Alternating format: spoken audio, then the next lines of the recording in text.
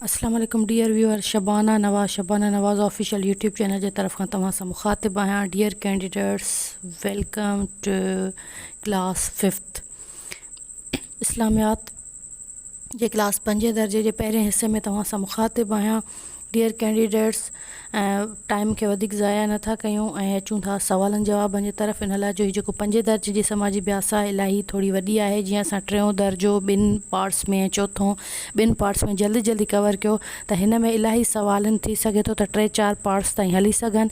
इन जे करे जल्दी अचूं था सवालनि जी तरफ़। हिन जे लाइ आउं शुक्रगुज़ार आहियां government boys primary school Iqra Phulji station, ऐं इन जे लाइ again thanks to Halar Yasin आरई ऐं ही जेके नोट्स कंपोज़ कया आहिनि जहांगीर खान आरई, ऐं उहे पाण PhD आहिनि जोही में। ऐं thank you, I am very thanksful. In fact thanks is not enough, but जज़ाकल्ला ख़ैरन कसीरा के तव्हां हिकिड़े एॾे सुठे कम लाइ पंहिंजो हिसो वंडरायो ऐं असांजी सपोर्ट कयो पिया।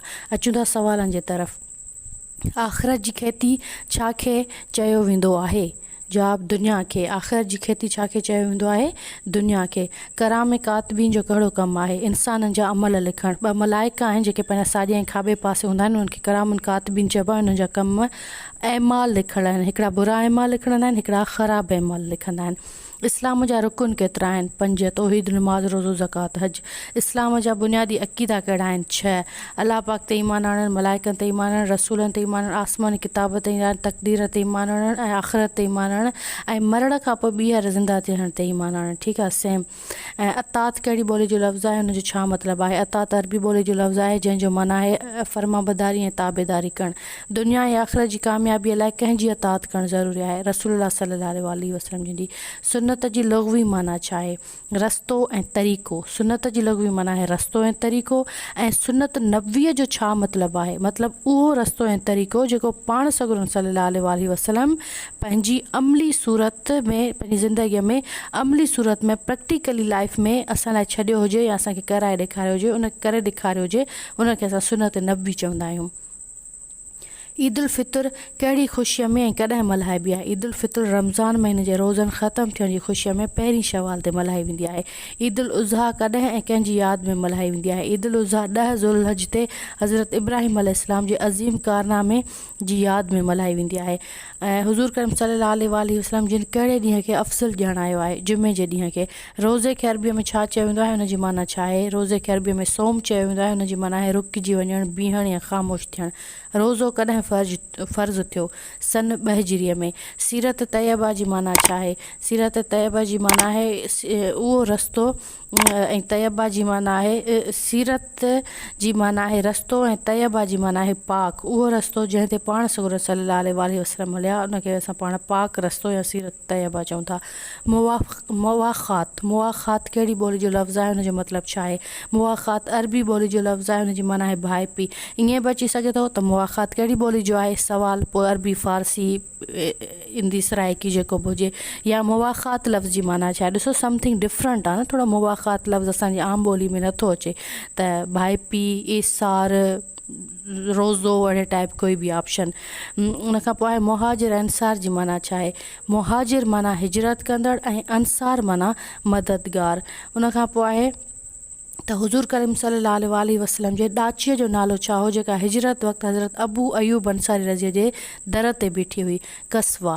उनखां पोइ आहे मस्जिद नबी ठाहिण लाइ जाइ कंहिंखां ख़रीद कई वई?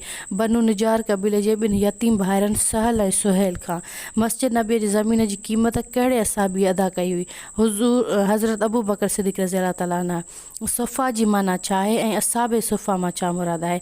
सुफ़ा जी माना आहे मनह ऐं असाबे सुफ़ा मां मुराद आहे सहाबी जेके रसूल करीम सल्लल्लाहु अलैहि वसल्लम वटि इल्मु हासिलु करणु ईंदा हुआ ऐं उन मनह में अची वेहंदा हुआ, उनखे सहाबे सुफ़ा चयो वेंदो आहे।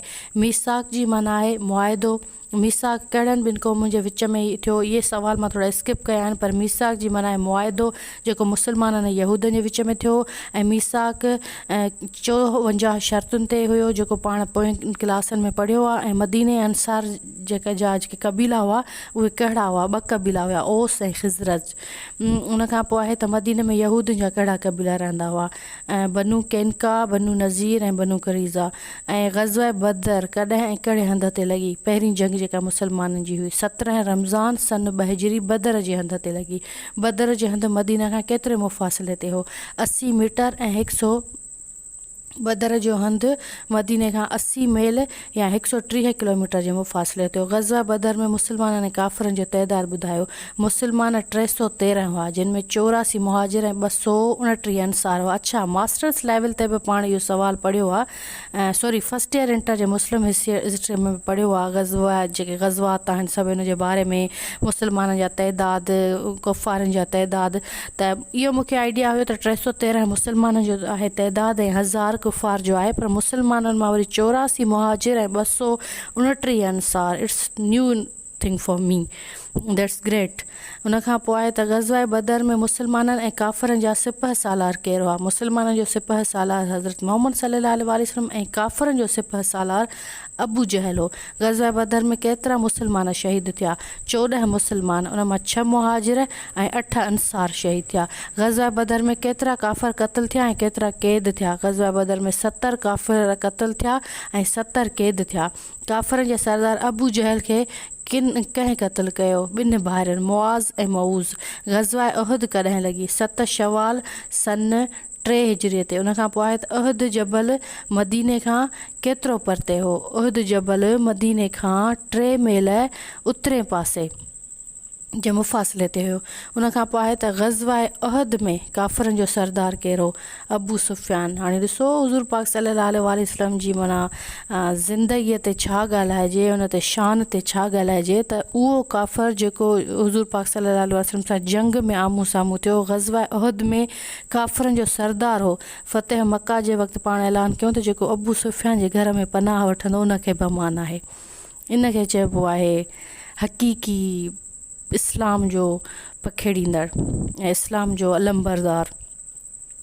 ग़ज़वा अहद में मुस्लमाननि ऐं काफ़िरनि जो तइदाद केतिरो हो? ग़ज़वा अहद में मुस्लमान 700 मुस्लमान हुया ऐं 3000 काफ़िर हुया। उनखां पोइ आहे त कहिड़ो मुनाफ़िक़ गद्दारीअ कंदे पंहिंजो 300 साथियुनि समेत इस्लामी लश्कर खां अलॻि थियो? अब्दुल्लाह बिन नबी।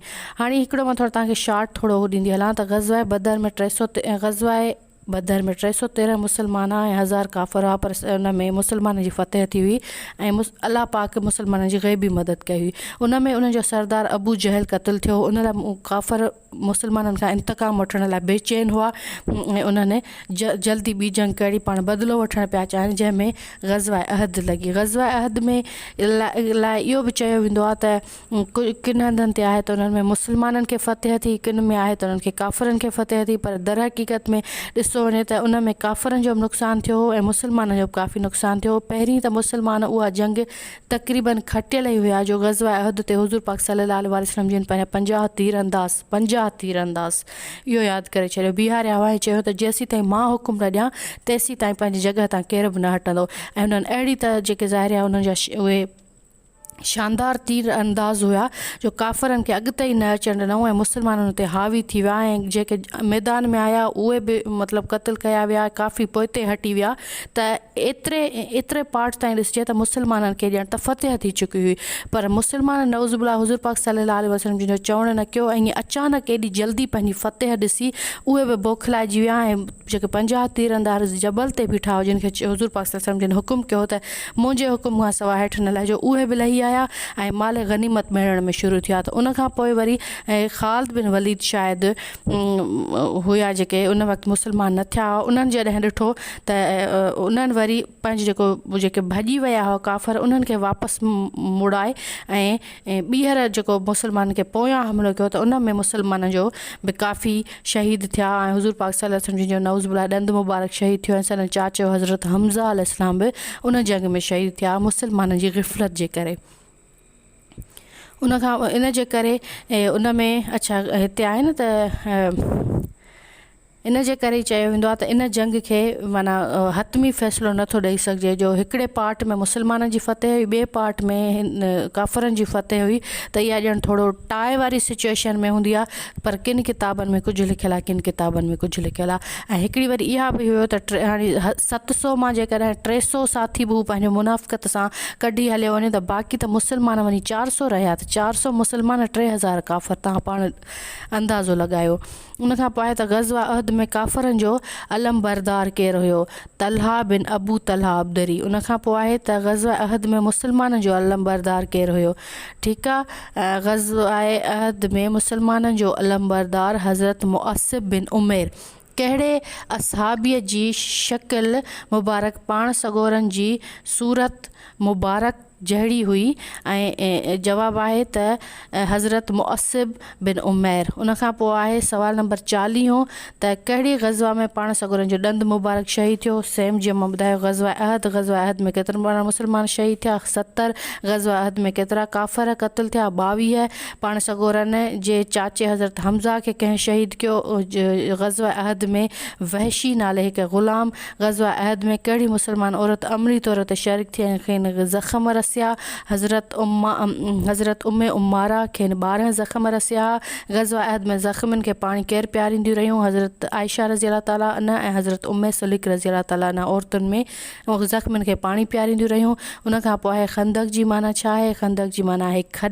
ग़ज़वा खंदक जो ॿियो नालो छा आहे, ग़ज़वा अहज़ाब। अच्छा, इहो बि सवाल आयो आहे पोयनि सवालनि में, टेस्टनि में।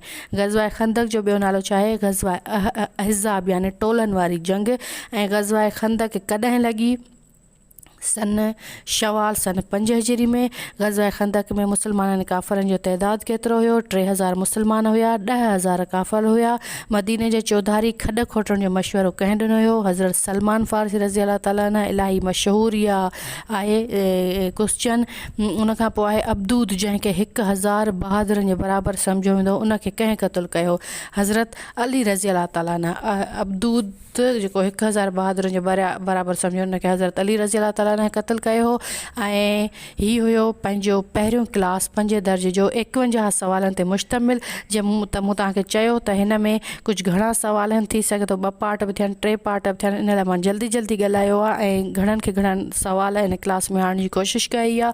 शबाना नवाज़ ऑफिशियल खे जेकॾहिं सब्सक्राइब न कयो आहे त सब्सक्राइब कंदा, क्लास पसंदि अचे त लाइक ज़रूरु कंदा, कमेंट करे पंहिंजी क़ीमती राय खां आगाह ज़रूरु कंदा ऐं पंहिंजो ख़्यालु रखंदा। इंशाल्लाह जल्दी वरी ॿिए क्लास सां मिलंदासीं। अल्लाह निगहबान।